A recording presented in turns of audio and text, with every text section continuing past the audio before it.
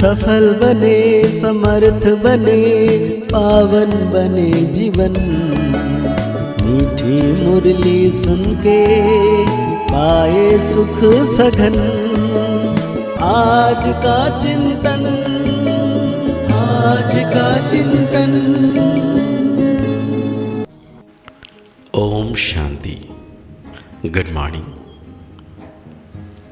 ज्ञान का सागर मीठा बाबा आज हम बच्चों को कह रहे हैं, कालों का काल आया है, तुम सबको वापस ले जाने। इसीलिए याद से विकर्मों का बोझा खत्म करो, अपनी देह से मोह निकाल दो। साथ में बाबा पूछ रहे हैं, भक्तों की कौन सी पुकार जब आप सुन लेते हैं तब भक्त खुश होने के बजाय दुखी होने लगते हैं। भक्तों पर जब दुख आता है तब कहते हैं, भगवान मुझे इस दुख की दुनिया से ले चलो, मेरी इस पति दुनिया में दरकार नहीं। लेकिन जब बाप पुकार सुनकर ले जाने के लिए आते हैं तब रोते हैं। डॉक्टर को कहते हैं, ऐसे दवाई दे दो जो हम तंदुरुस्त हो जाएं। बाबा ने बहुत मीठा सा गीत याद किए हैं। दूर देश के रहने वाला आया देश पर आया, दूर देश के रहने वाला आया देश पर आया। कहते हैं दूर देश में बाप भी रहते हैं और तुम बच्चे भी रहते हो। अब यह बाप यहाँ क्यों आया है, बाप को क्यों याद करते हैं? हे भगवान आओ, आकर के हमको वापस ले जाओ। यह आत्मा कहती है, अपने पर मुक्ति धाम ले जाओ। मतलब अपने घर जो है वहाँ शांति धाम, मुक्ति धाम हमें ले जाओ। ये तो जैसे कालों के काल को पुकारते हैं। भक्ति मार्ग में समझ नहीं है हम किसको पुकारते हैं कि हमको इस पति दुनिया के संबंध से छुड़ाकर साथ ले चलो। हमको यहाँ रहने की दरकार नहीं है। और फिर कोई की आत्मा जब शरीर छोड़ती है तो कितने दुखी होते हैं, रोते हैं, पीटते हैं। एक तरफ तो बुलाते हैं, बाबा आकर के हमको यहाँ से ले जाओ, इस शरीर से मुक्त करो। परंतु जो मुक्त करते हैं तो रोते चिल्लाते हैं। भक्ति मार्ग में पुकारते हैं परंतु समझते नहीं है। सावित्री सत्यवान की कहानी है। वो तो एक की आत्मा को ले जा रहे थे परंतु सावित्री ले जाने नहीं दे रही थी। मनुष्य जब शरीर छोड़ते हैं तो शरीर में मोह होने के कारण आत्मा छोड़ना नहीं चाहती। डॉक्टर को कहते हैं, ऐसे दवाई दो जो हम तंदुरुस्त हो जाए। शरीर को हम छोड़ना नहीं चाहते। साथ में फिर कहते हैं, भगवान आओ, आकर हमको साथ ले जाओ। वंडरफुल बात है ना। अभी तुम खुशी से चलते हो। मनुष्य को तो दुनिया में मित्र संबंधी आदियों में मोह है। अब पूछते हैं, क्या तुमको मित्र संबंधी आदि से छुड़ाऊं तो ले जाऊं, फिर तुम इन संबंधी को याद करना छोड़ो। अंत काल अगर बच्चों आदि को सिमरेंगे तो फिर ऐसा जन्म मिल जाएगा। बाबा कहते हैं, तुम आत्माओं का इस शरीर से अलग करके मैं ले जाऊंगा, फिर तुमको मित्र संबंधी आदि की याद तो नहीं आ पड़ेगी। पिछाड़ी में एक बाप को ही याद करना है और किसी को नहीं। आत्माओं को शुद्ध बनने के लिए निरंतर देही अभिमानी बनने का पुरुषार्थ करना है। देह होते भी अपने को आत्मा समझ बाप के साथ योग लगाना है। जैसे सन्यासी लोग ब्रह्म अथवा तत्व से योग लगाते हैं, कहते हैं हम तत्व में लीन हो जाएंगे।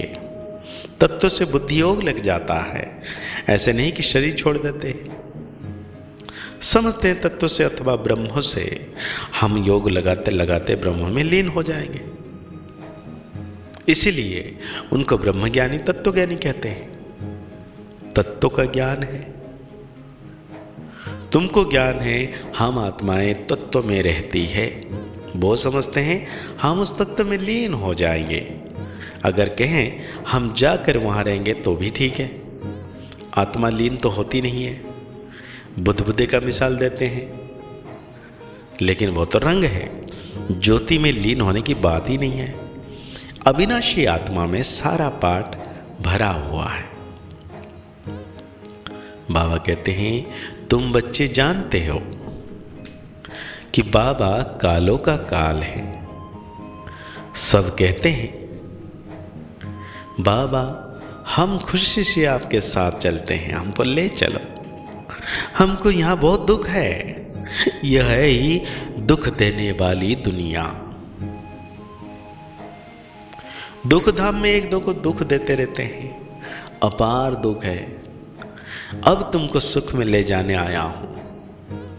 अब एक को याद करेंगे तो वर्षा पा सकेंगे, नहीं तो राजाई का वर्षा पूरा पा नहीं सकेंगे, फिर प्रजा में चले जाएंगे। बाप आकर रजाई का सुख देते हैं और कोई भी धर्म स्थापक राजधानी स्थापना नहीं करते।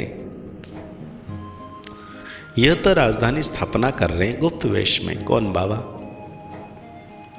बाबा कहते शरीरधारी देवताएं कहां से आए, जबकि कलयुग में असुर थे। असुरों और देवताओं की लड़ाई चली नहीं, ना लड़ाई की बात है ना विकार की, कटारी चलाते हैं। सत्युग में तो ये सब नहीं होता है, फिर क्यों दिखाते हैं लड़ाई लगी? मूंझ गए हैं। सृष्टि तो वही है, सिर्फ समय बदलता है। यह है बेहद का दिन और वह है बेहद की रात। सत्युग त्रेता को दिन कहा जाता है, वहाँ तो लड़ाई होती नहीं है, परंतु ये राजधानी उन्हें कैसे मिली? कलयुग में तो राजधानी है ही नहीं। कहते हैं बाबा वंडरफुल है आपकी स्थापना का कर्तव्य, इतने बच्चों को सुखी बनाते हो, बाकी हाँ अपने अपने पुरुषार्थ अनुसार ऊंच पद पा सकते हैं। तुम जानते हो 5000 वर्ष बाद परमपिता परमात्मा आते हैं। तुम्हारी बुद्धि जिन मिसल होनी चाहिए। जिन की कहानी कहते हैं ना, बोला हमको काम दो नहीं तो खा जाएंगे, फिर उसको काम दिया, सीढ़ी चढ़ो और उतरो। तुमको भी बाप कहते हैं मेरे साथ बुद्धि योग लगाओ, नहीं तो माया जिन खा जाएगी। माया है जिन, योग लगाने नहीं देती है। तुम जानते हो ज्ञान और योग बल से बाबा हमको 100 देवी देवता बनाते हैं। राजा स्थापना हो रही है, यह राजयोग है, यह बातें शास्त्र में नहीं है। पांडव इतना राजयोग सीखे हैं, फिर क्या हुआ? बस जाकर पहाड़ पर गल मरे। फिर कैसे पता पड़े कि राजाई कैसे स्थापना हुई? अब इन बातों को तुम समझ सकते हो। बाबा कहते हैं अब मुझे याद करो और ट्रस्टी बनकर श्रीमत पर चलो। हर बात में राय लेते रहो, जितना राय लेते रहेंगे तो उतना आगे बढ़ेंगे। बच्चों आदि की शादी करानी है, मना थोड़ी करते हैं। हर एक का हिसाब किताब अलग अलग है। जैसे जैसे जो बच्चे हैं उनका हिसाब देख राय दी जाती है। कहेंगे बच्चों की शादी करानी है, भले करो। पैसा तुम्हारे पास है तो मकान भल बनाओ, मना नहीं है। मकान आदि बनाएं, बच्चों की शादी आदि कराकर हिसाब किताब चुकत करो। अभी समझते हैं कौन अच्छा पद पा सकते हैं, कितना डिफिकल्ट है। इसमें बड़ी दुरादेश बुद्धि चाहिए। राजा ही पानी है, कम बात थोड़ी है। जब तक काम खलास हो जाए, बच्चों आदि का हिसाब किताब चुकत कर छुट्टी करो। कोई से हिसाब है, कर्जा है, वो तो पहले उतारो। यह भी समझाने की बात है। बाबा पूरा गुह्य ज्ञान दे रहे हैं। साथ में बाबा धारणाओं के लिए कहते हैं दूरादेशी बन कर्म बंधन को समाप्त करना है। कोई भी हिसाब किताब व कर्जा है तो उसे उतार हल्का बन वारिस बन जाना है। कर्मयोगी बन कर्म भी करना है, साथ साथ 8 घंटा का 100 पुरुषार्थ में देना है। सभी से ममत जरूर मिटाना है। आज बाबा वरदान दे रहे हैं हम बच्चों को, प्रवृत्ति में रहते भी समर्पित हो, सेवा की धुन में रहने वाले, बाप दादा के दिल तक नशीन भवा। जो बच्चे प्रवृत्ति में रहते भी समर्पित हैं, उनके सहयोग से सेवा का वृक्ष फलीभूत हो जाता है। उनका सहयोग ही वृक्ष का पानी बन जाता है। जैसे वृक्ष को पानी मिलने से अच्छा फल निकलता है, ऐसे श्रेष्ठ सहयोगी आत्माओं के सहयोग से वृक्ष फलीभूत होता है। ऐसे सेवा की धुन में सदा रहने वाले, प्रवृत्ति में रहते, समर्पित हो चलने वाले बच्चे बाप दादा के दिल तक नशीन बनते हैं। आज बाबा हम बच्चों को स्लोगन दे रहे हैं, कम से कम समय में संकल्प को मोड़ने और ब्रेक लगाने की युक्ति सीख लो तो बुद्धि की शक्ति व्यर्थ नहीं जा सकती। तो आज की मुरली के अनुसार हम सो मान लेंगे, मैं परमात्मा के दिल तक नशीन श्रेष्ठ आत्मा हूं। मुरली को और गहरी रीति से चिंतन करते हुए निरंतर सर्वशक्तिवान बाबा की याद में रहना है कि भगवान मेरे मस्तक की पर परमात्मा परम सितारा छत्र छाया के रूप में है। मुस्कुराते रहिए, आगे बढ़ते रहिए, पुरुषार्थ करते रहिए, खुश रहें, स्वस्थ रहें, मस्त रहें। ओम शांति, ओम शांति, ओम शांति।